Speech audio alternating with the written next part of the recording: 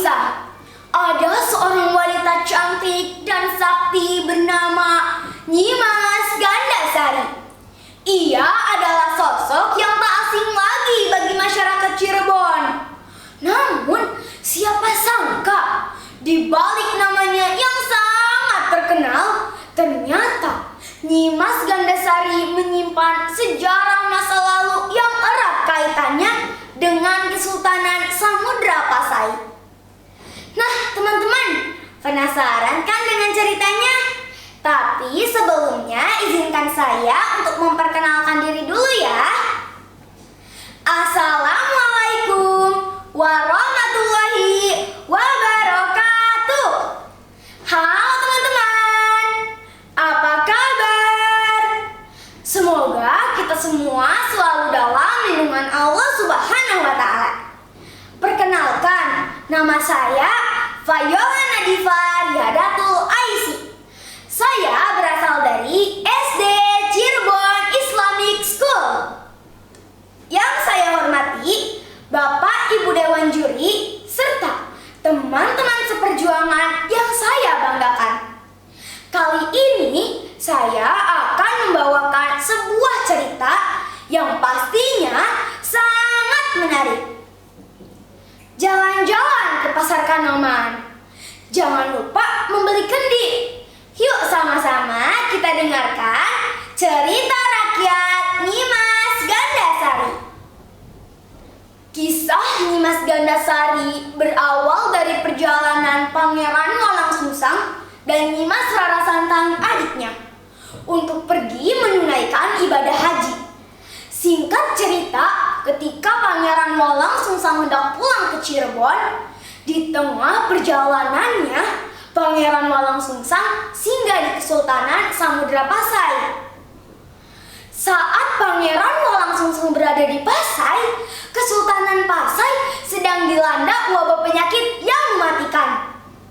Bukan hanya rakyatnya saja, bahkan raja dan permaisurinya pun ikut terkena wabah tersebut. Pangeran Walang Sungsang yang mempunyai kemampuan lebih dalam ilmu pengobatan akhirnya membuatkan obat penangkal. Obat penangkal itu berhasil menyelamatkan raja dan juga rakyatnya. Namun sayangnya permaisuri yang saat itu tengah hamil 9 bulan tidak tertolong. Tetapi bayi yang ada di dalam kandungannya berhasil diselamatkan. Bayi itulah yang kelak dikenal dengan nama Nyimas Gandasari. Nyimas Gandasari kecil yang ditinggal wafat ibunya selalu menangis.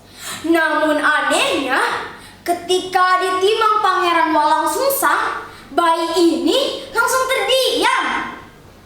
Ayah Nyimas Gandasari yang bernama Sultan Salehuddin akhirnya mempercayakan bayi Nyimas Gandasari untuk dibesarkan dan dididik oleh Pangeran Walang Sungsang.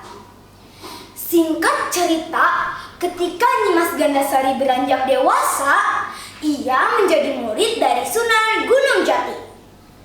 Atas restu dan bimbingan beliau, Nyimas Gandasari ditugaskan dalam misi penting untuk memperluas pengaruh Islam di wilayah Cirebon. Jasa terbesar Nyimas Gandasari adalah berhasil membobol benteng pertahanan kerajaan Sunda Galuh. Selain berperang, ia juga aktif dalam dakwah Islam sejalan dengan misi Sunan Gunung Jati.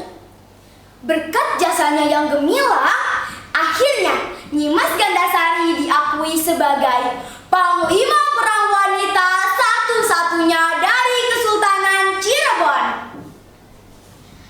Nyimas Gandasari dikenal cantik dan sangat sakti. Ia memiliki ilmu kanuragan tinggi yang mampu mengalahkan semua pendekar sakti dalam sayembara.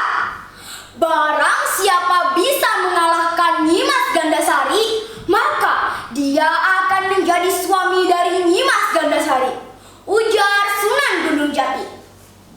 Tetapi Nyimas Gandasari mampu mengalahkan semua tokoh sakti. Salah satunya seperti Ki Gede Bayaramu dengan mengibarkan selendang kuning yang memicu ayam berkokok